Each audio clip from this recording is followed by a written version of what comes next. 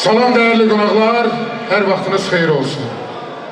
Sizləri Barzu Palas'a xoş gördük. Və bu günləri, bu gözəl günü, bu gözəl məclisi, aparıcı müğənnisi Eleonora xanım və Akşamınız xeyir olsun əziz değerli qonaqlarımız. Bu güzel günde, bu toy günümüzde benim hemkarım Ceyhun mənlə bir yerde bu toy idare edeceği, gürültülü alkışlarla gelimiz, bəyimiz gelimiz indi dəvət edeceği. və təbii ki sizlərin gürültülü alqışıyla Elvin bəylə Zəfirə xanımı dəvət edirik. Bəyimiz gelir, gürültülü Hoş alkışlar. olsunlar. Alkışları eşitmiyor.